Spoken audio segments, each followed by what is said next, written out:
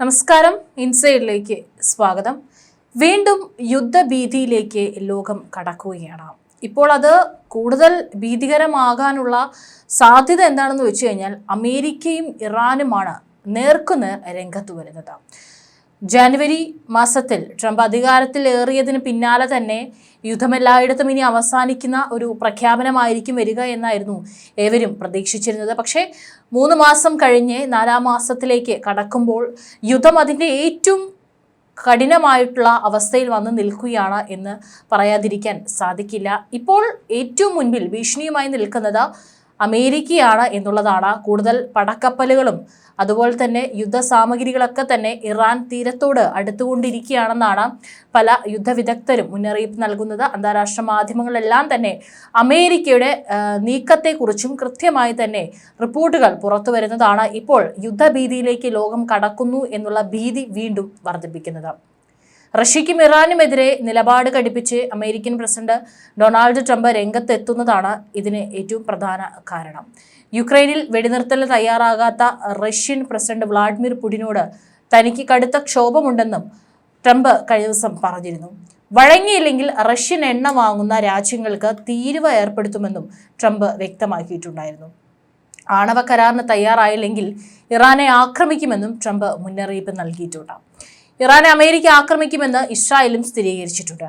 Russia അടക്കം കൂടെ നിർത്തി ലോക സമാധാനമായിരുന്നു ട്രംപ് ലക്ഷ്യമിട്ടത്. യുദ്ധമെല്ലാം തീർക്കുമെന്ന വാഗ്ദാനത്തിലാണ് അദ്ദേഹം അധികാരത്തിലെത്തിയതും.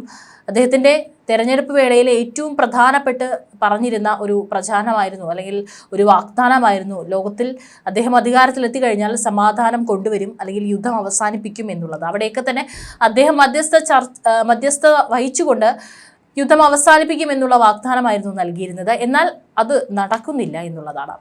ഈ സാഹചര്യത്തിൽ ഇറാനെ ആക്രമിച്ച് ഹൂത്തികളെയും ഹമാസിനെയും എല്ലാം നിലയ്ക്ക് നിർത്താനാണ് അമേരിക്കയുടെ നീക്കം. ചൈനീസ് കടലിൽ തമ്പടിച്ചിരുന്ന യുദ്ധക്കപ്പൽ ഇപ്പോൾ പശ്ചിമേഷ്യയിലേക്ക് കൊണ്ടുപോവുകയാണ് ട്രംപ് ചെയ്തിരിക്കുന്നത്. നിരവധി യുദ്ധവിമാനങ്ങൾക്ക് തമ്പടിക്കാൻ കഴിയുന്ന ഈ കപ്പലിന്റെ യാത്ര യുദ്ധം ഉറപ്പിച്ചാണെന്നാണ് റിപ്പോർട്ടുകൾ. അതാണിപ്പോൾ ഏറ്റവും ഒടുവിലായിട്ട് ചർച്ചയാവുന്നത്. ഇറാനെതിരെ ഏത് സമയവും അമേരിക്കൻ ആക്രമണം ഉണ്ടാകും. ഇതിനൊപ്പമാണ് റഷ്യക്കെതിരെയും നിലപാടുകൾ പറയുന്നത്. അമേരിക്കൻ ന്യൂസ് ചാനലിന് നൽകിയ ടെലിഫോൺ അഭിമുഖത്തിലായിരുന്നു ട്രംപ് പുടിനെതിരെ തുറന്നടിച്ചത്. യുക്രൈനിൽ വെടിനിർത്തൽ സാധ്യമായില്ലെങ്കിൽ അത് റഷ്യയുടെ വീഴ്ചയാണെന്നും കടുത്ത നടപടിക്ക് മടിക്കില്ലെന്നാണ് ട്രംപ് വ്യക്തമാക്കിയിരിക്കുന്നത്. യുക്രൈൻ പ്രസിഡന്റിന്റെ വിശ്വാസ്യത ചോദ്യം ചെയ്യുന്ന പുടിന്റെ നിലപാട് അംഗീകരിക്കില്ല. ഈ ആഴ്ച പുടിനുമായി ചർച്ച നടത്തുമെന്ന് ട്രംപ് പറഞ്ഞിരുന്നു. അതിനിടെ ആണവ കരാറിന് അമേരിക്കയുമായി നേരിട്ട് ചർച്ചയ്ക്കില്ലെന്നാണ് ഇറാൻ വ്യക്തമാക്കിയിരിക്കുന്നത്. മധ്യസ്ഥർ വഴി ചർച്ചയ്ക്ക് സാധ്യത തുറന്നു കിടക്കുന്നതായും ഇറാൻ പ്രസിഡന്റ് മസൂദ് പെസഷ്കിയാനാണ് പറഞ്ഞിരിക്കുന്നത്. ഇതേ നിലപാട് തന്നെയാണ് അയത്തുള്ള അലി ഖമനേയും അറിയിച്ചിരിക്കുന്നത്. കരാർ ആവശ്യപ്പെട്ട് ട്രംപ് ഇറാൻ പരമോന്നത നേതാവ് അയത്തുള്ള ഖമനേയിക്ക് അയച്ച കത്തിന് ഇറാൻ ഒമാൻ മുഖേന മറുപടി നൽകിയിരുന്നു. അമേരിക്ക സമ്മർദ്ദവും ഭീഷണിയും മുഴക്കുമ്പോൾ ചർച്ച സാധ്യമാക്കില്ലെന്നാണ് ഇറാൻ നിലപാട്. കരാറിന് തയ്യാറായില്ലെങ്കിൽ ഇറാൻ ഇതുവരെ കാണാത്ത ബോംബ് ആക്രമണം ഉണ്ടാകുമെന്നാണ് ട്രംപ് ടെലിവിഷൻ അഭിമുഖത്തിൽ വ്യക്തമാക്കിയിട്ടുള്ളത്. വിഷയത്തിൽ ഇപ്പോൾ കൂടുതൽ പ്രതികരിക്കാനില്ലെന്നും അമേരിക്കൻ പ്രസിഡന്റ് പറഞ്ഞിട്ടുണ്ട്. ഇതിന് പിന്നാലെയാണ് യുദ്ധഭീതി സജീവമാക്കി യുദ്ധക്കപ്പലിന്റെ പശ്ചിമേഷ്യയിലേക്കുള്ള യാത്ര.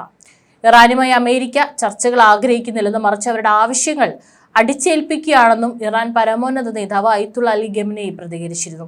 ചർച്ചകളേക്കാൾ കൂടുതൽ നിയന്ത്രണങ്ങളാണ് അമേരിക്ക ആഗ്രഹിക്കുന്നതെന്നാണ് ഇറാന്റെ നിലപാട്. ചില ധിക്കാരികളായ ഭരണകൂടങ്ങൾ ചർച്ചകൾക്ക് നിർബന്ധം പിടിക്കുകയാണ്. എന്നാൽ അവരുടെ ചർച്ചകൾ പ്രശ്നങ്ങൾ പരിഹരിക്കാനല്ല, മറിച്ച് ആധിപത്യം സ്ഥാപിക്കാനും അവരുടെ സ്വന്തം ആഗ്രഹങ്ങൾ അടിച്ചേൽപ്പിക്കാനുമാണെന്നും അമേരിക്കയെ ലക്ഷ്യമിട്ട് ഖമനേയി പറഞ്ഞിരുന്നു. അവരെ സംബന്ധിച്ചിടത്തോളം ചർച്ചകൾ എന്നത് പുതിയ ആവശ്യങ്ങൾ അവതരിപ്പിക്കുന്നതിനുള്ളൊരു മാർഗമാണ്. ഇത് ചെയ്യരുത്, ആ വ്യക്തിയെ കാണരുത്, ആ ഇനം നിർമ്മിക്കരുത്, അല്ലെങ്കിൽ നിങ്ങളുടെ മിസൈൽ പരിധി ഒരു നിശ്ചിത പരിധി കവിയാൻ പാടില്ല എന്നിങ്ങനെ പറഞ്ഞുകൊണ്ട് രാജ്യത്തിന്റെ പ്രതിരോധ ശേഷിക്ക് നിയന്ത്രണം ഏർപ്പെടുത്തണമെന്നാണ് അവർ ആവശ്യപ്പെടുന്നതെന്നും അദ്ദേഹം കൂട്ടിച്ചേർത്തു. ഫോക്സ് ബിസിനസ്സുമായുള്ള അഭിമുഖത്തിലാണ് ഇറാനുമായി ആണവ കരാറുമായി ബന്ധപ്പെട്ട ചർച്ചകൾക്ക് തയ്യാറാണെന്ന് ട്രംപ് വ്യക്തമാക്കിയത്. ഇറാനെ 2 രീതിയിൽ നമുക്ക് സമീപിക്കാം. അതിലൊന്ന് സൈനികമായാണ്, മറ്റൊന്ന് കരാറിലൂടെ ആണവായുധങ്ങൾ തടഞ്ഞുകൊണ്ടാണ് എന്നായിരുന്നു ട്രംപിന്റെ പ്രസ്താവന. ഇതിപ്പോൾ അമേരിക്കയ്ക്ക് മറ്റൊരു വഴിയിലൂടെ കൂടി പണി കിട്ടാനുള്ള സാധ്യതയും മുൻപിലുണ്ട് എന്നുള്ളതാണ്. കാരണം ഈ യുദ്ധങ്ങളൊക്കെ തന്നെ ഇപ്പോൾ ഇസ്രായേൽ ആണെങ്കിലും റഷ്യ യുക്രൈൻ യുദ്ധമൊക്കെ ആണെങ്കിൽ തന്നെ പൊട്ടിപ്പുറപ്പെട്ട സമയത്ത് കണ്ടിട്ടുള്ള ഒരു കാര്യമാണ്, പല രാജ്യങ്ങളും തയ്യാറാവുകയാണ്. ഏത് നിമിഷത്തിലാണ് തങ്ങൾ പിന്തുണയ്ക്കുന്ന രാജ്യത്തിന്റെ ശത്രുക്കൾ ഒരുപക്ഷെ തങ്ങളെ ആക്രമിക്കുക, അങ്ങനെയുള്ള ഒരു കണക്കുകൂട്ടലുകൾ എല്ലാ രാജ്യങ്ങളും നടത്തിയിട്ടുണ്ട് എന്നുള്ളതാണ് മറ്റൊരു കാര്യം. ഇറാനെ ആക്രമിക്കാൻ കച്ചകെട്ടിയിരിക്കുന്ന അമേരിക്കയ്ക്ക് ഇപ്പോൾ മുട്ടൻ പണിയായിട്ടാണ് ചൈന എത്തിയിരിക്കുന്നത് എന്നുള്ള ഒരു വിദഗ്ധ റിപ്പോർട്ട് കഴിഞ്ഞ 2 ദിവസം മുൻപ് പുറത്തു വന്നിരുന്നു.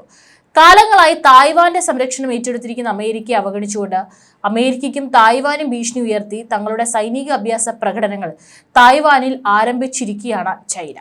ജോയിന്റ് വാൾ 2024 എന്ന് രഹസ്യനാമമുള്ള ഈ അഭ്യാസങ്ങൾ കടൽ വ്യോമ പോരാട്ട സന്നദ്ധത, സംയുക്ത മേധാവിത്വം പിടിച്ചെടുക്കൽ, സമുദ്രകര ലക്ഷ്യങ്ങളിൽ ആക്രമണം, പ്രധാന മേഖലകളിലും കടൽപാതകളിലും ഉപരോധം എന്നിവയിലും ശ്രദ്ധ കേന്ദ്രീകരിച്ചാണ് ചൈന നടത്തുന്നത്.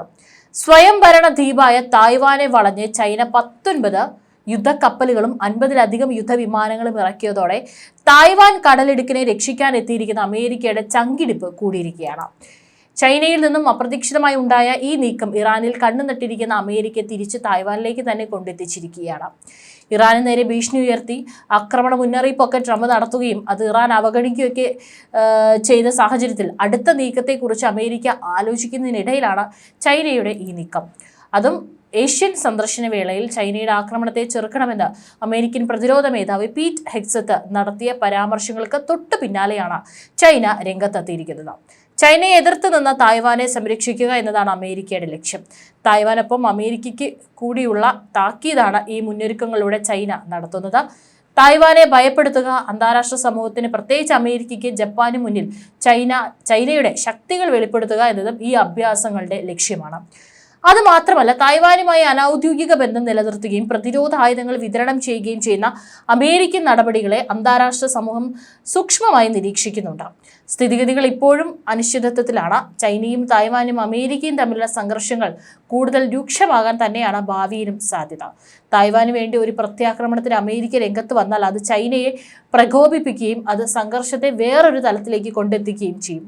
ഇറാനുമായി ഒരു സങ്കീർണത നിലവിലുള്ള സാഹചര്യത്തിൽ ചൈനയെ കൂടി വെറുപ്പിക്കുക എന്ന ഒരു നീക്കം അമേരിക്ക നടത്തിയാൽ അത് അമേരിക്കയുടെ പദ്ധതികൾ പാളാനുള്ള ഒരു വഴിയായിരിക്കും. ഇറാനെ ആക്രമിക്കാൻ ഇടയ്ക്കിടയ്ക്ക് വെല്ലുവിളി ഉയർത്തുന്ന ട്രംപിന്റെ അമേരിക്ക തന്നെ ആക്രമിക്കപ്പെടുകയും ചൈനയുടെ ഇരയാവുകയും ചെയ്തേക്കാനുള്ള സാധ്യതകളും വിദഗ്ധർ തള്ളിക്കളയുന്നില്ല. ബോംബിംഗ് ഭീഷണിയെ തുടർന്ന് ട്രംപ് നടപടിയെടുത്താൽ അമേരിക്കയ്ക്ക് ശക്തമായ തിരിച്ചടി നൽകുമെന്ന് ഇറാൻ നേതാവ് അയത്തുള്ള അലി ഖമനേയി പറഞ്ഞിട്ടുള്ളതാണ്.